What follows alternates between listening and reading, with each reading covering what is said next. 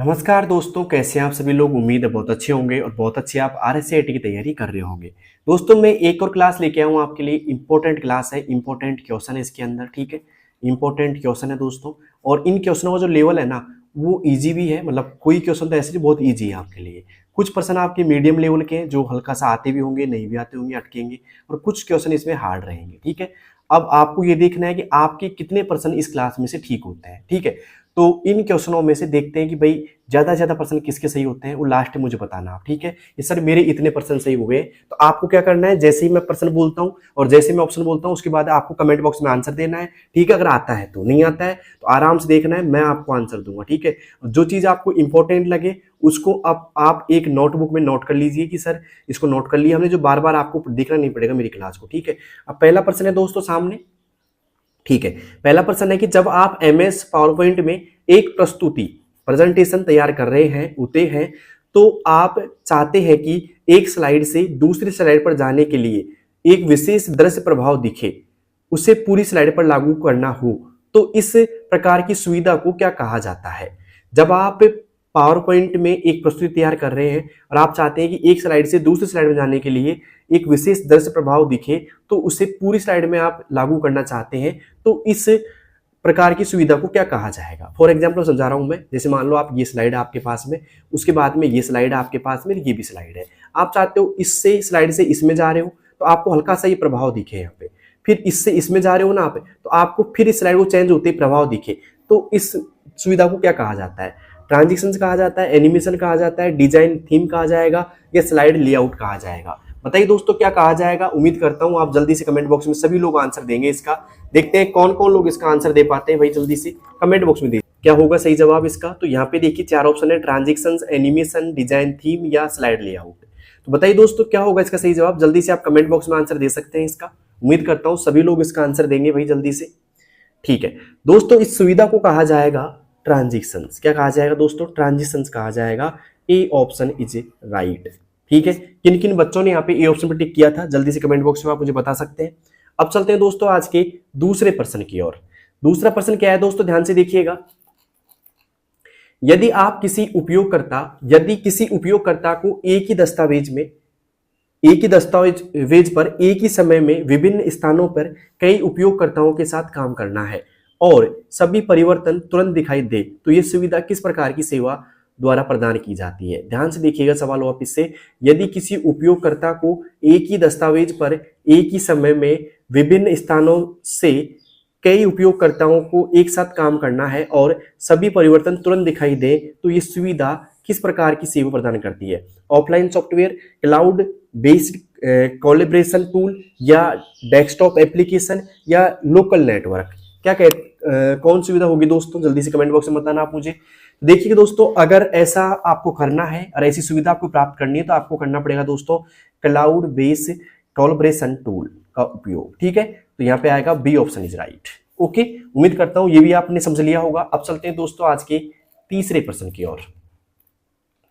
तीसरा प्रश्न है दोस्तों, एमएस वर्ड में किसी टेक्स्ट को बोल्ड, इटैलिक और अंडरलाइन करने के अलावा यदि आप उसी फॉर्मेटिंग को किसी अन्य टेक्स्ट पर एक ही क्लिक में लागू करना चाहते हैं, तो किस टूल का उपयोग करेंगे।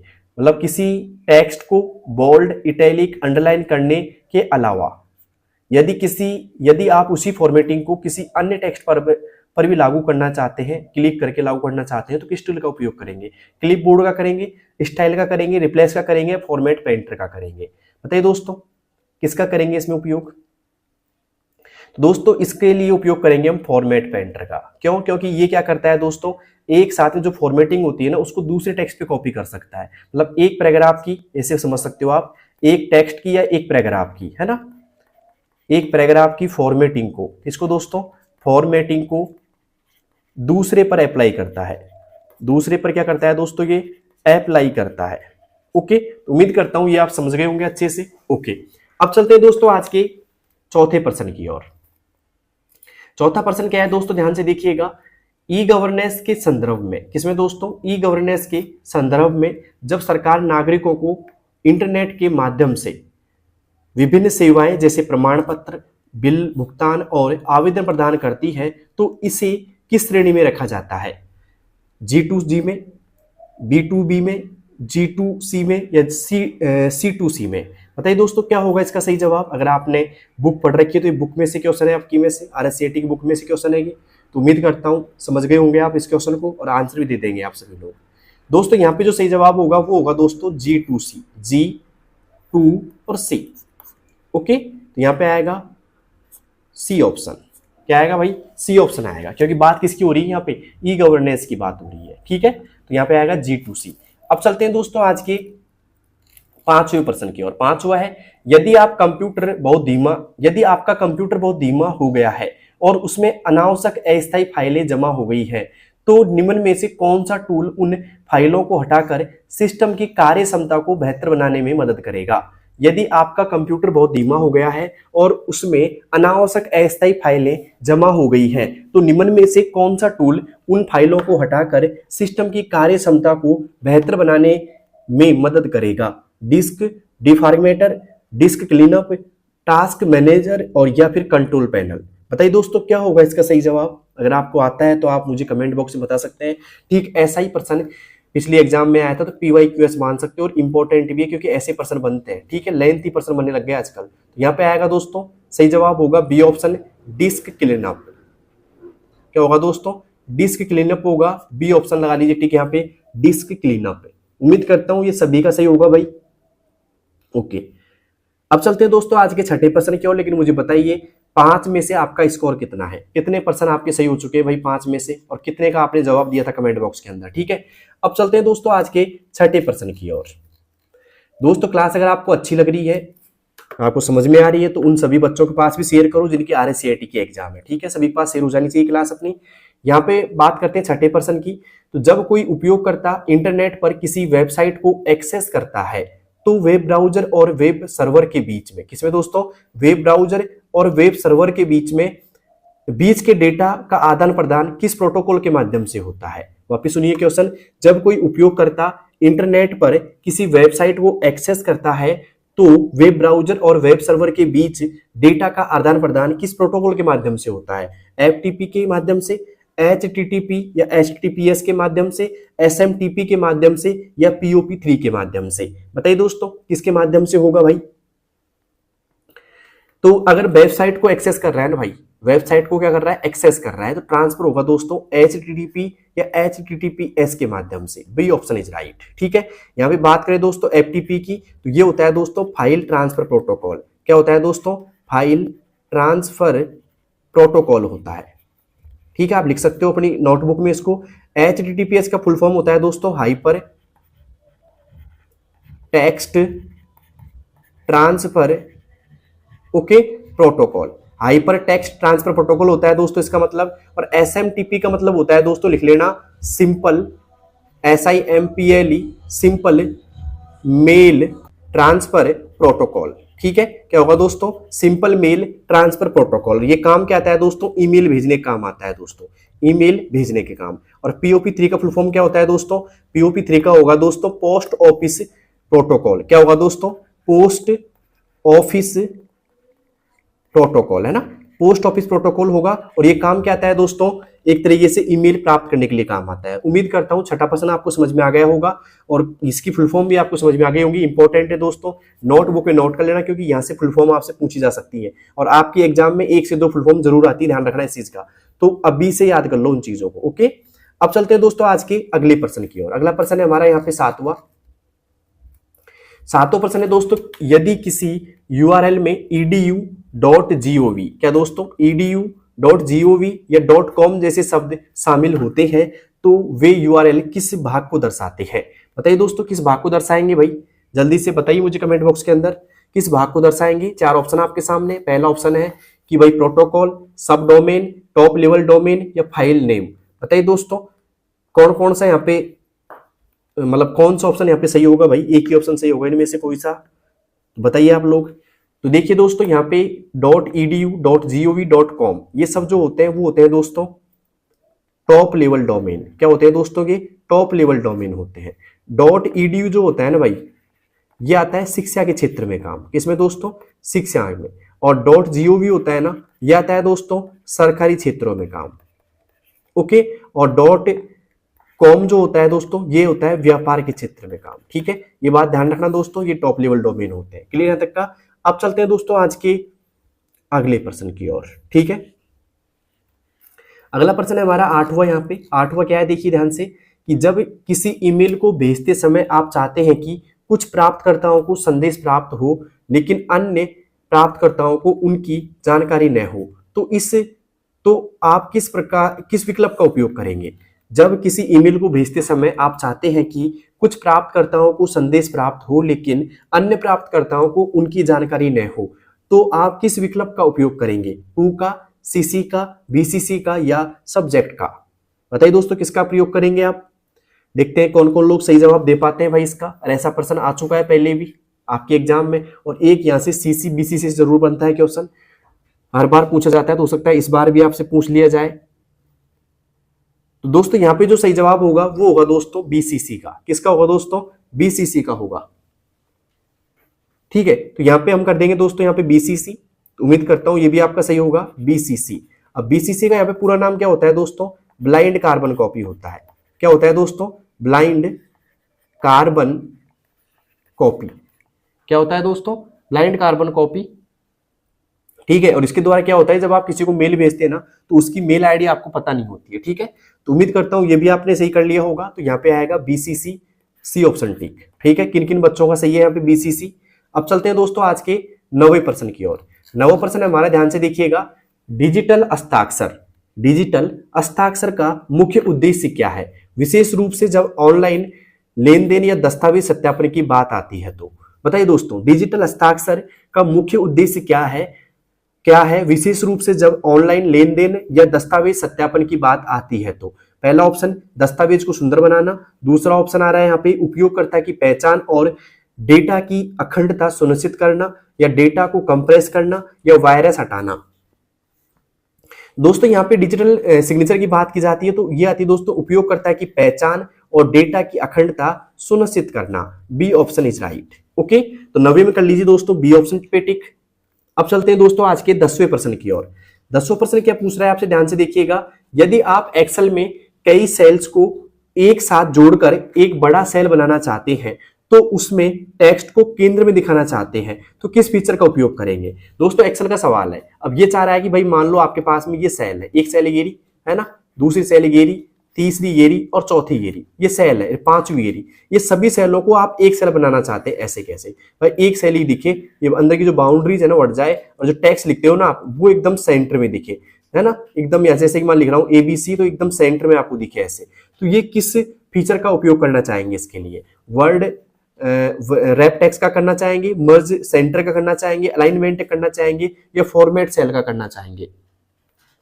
बताइए दोस्तों किसका उपयोग करना चाहेंगे? तो यहाँ पे जो सही जवाब होगा दोस्तों वो होगा एक तरीके से मर्ज एंड सेंटर का। किसका होगा दोस्तों? मर्ज एंड सेंटर का उपयोग करने से जो दो या दो से अधिक सेल होती है वो एक सेल बन जाती है, और बाकी आप जो सेंटर होता है वो क्या करता है दोस्तों, जो भी आप लिखते हो सेंटर में दिखाई देता है आपको, ठीक है। तो यहाँ पे आएगा मर्ज एंड सेंटर का। उम्मीद करता हूँ 10वां प्रश्न आपको समझ में आ गया होगा। और अब मुझे बताइए 10 में से आपका स्कोर क्या है भाई? किन किन बच्चों के 10 में से 9 सवाल एकदम सही है, और कौन कौन ऐसे बच्चे जो 10 में से 10 का सही जवाब दिया कमेंट बॉक्स के अंदर, ठीक है। अब चलते हैं 11वें की ओर।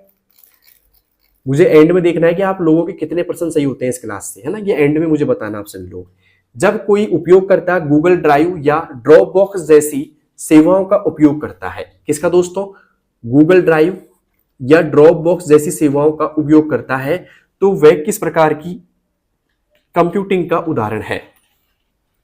बताइए दोस्तों, जब कोई उपयोगकर्ता गूगल ड्राइव या ड्रॉप बॉक्स जैसी सेवाओं का उपयोग करता है तो वह किस प्रकार की कंप्यूटिंग सेवा है? ध्यान रखना, गूगल ड्राइव और यहाँ पे ड्रॉप बॉक्स जो होती है ना, इनके द्वारा हम क्या कर सकते हैं? इंटरनेट पर, ध्यान रखना दोस्तों, सीधे शब्दों में बता रहा हूं मैं आपको, इंटरनेट पर डेटा स्टोर करना होता है इनका काम, डेटा स्टोर करना होता है इंटरनेट पर, है ना, एक तरीके से। तो ये कौन करता है दोस्तों?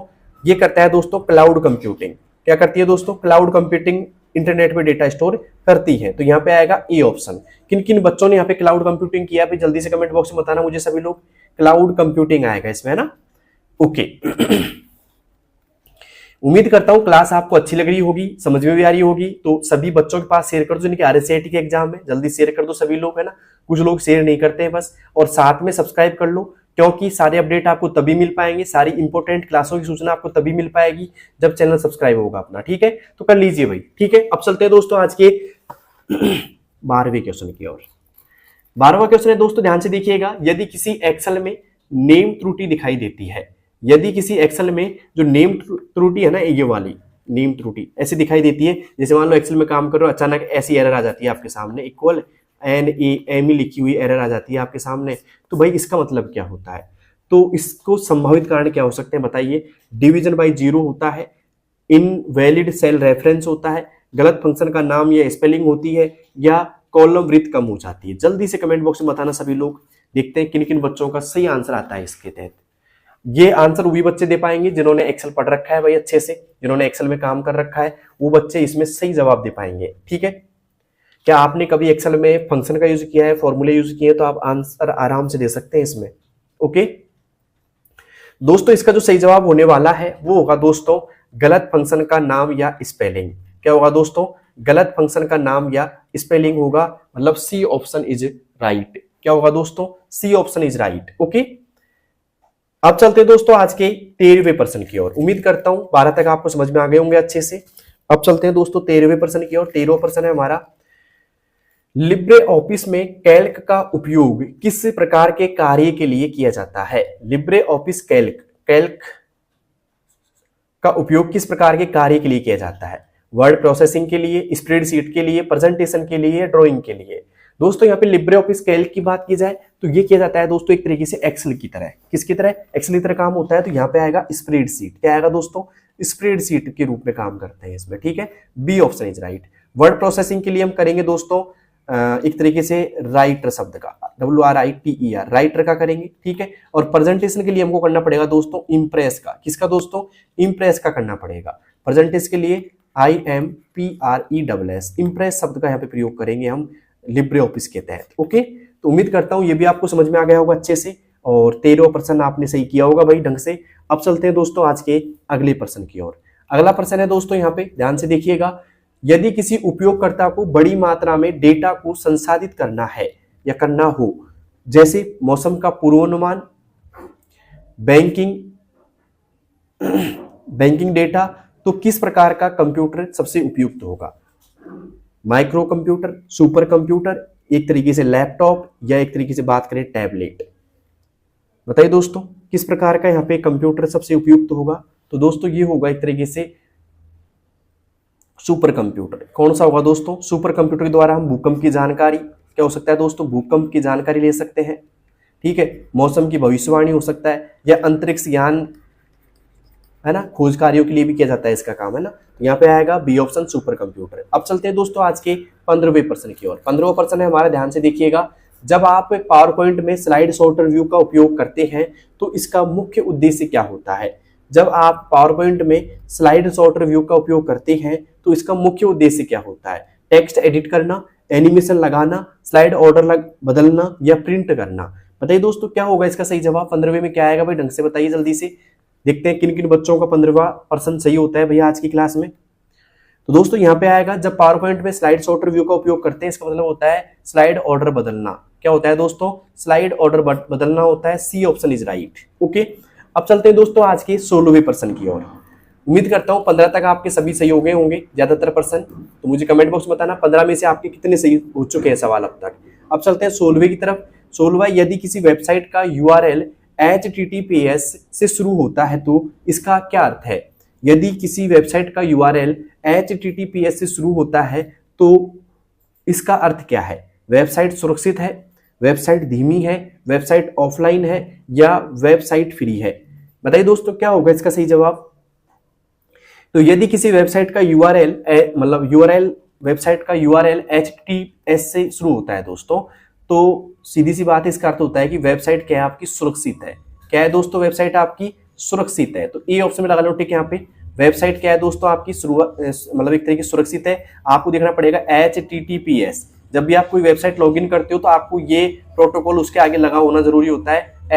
जब भी आप कोई वेबसाइट लॉगिन करना चाहते हैं या काम कर रहे हैं वेबसाइट, तो ध्यान रखना उस वेबसाइट के आगे जो प्रोटोकॉल होता है उसमें ये जरूर होना चाहिए, HTTPS hyper text transfer protocol secure. ठीक है, ये इसका फुल फॉर्म होता है जो मैंने कई बार लिखवा भी दिया आपको। अब चलते हैं दोस्तों आज के 17वें प्रश्न की ओर।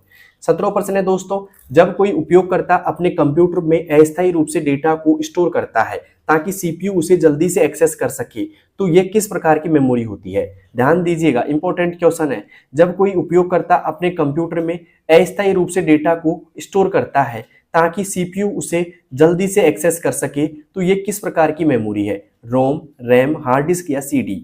बताइए दोस्तों क्या होगी यहाँ पे, सही जवाब क्या होगा इसका?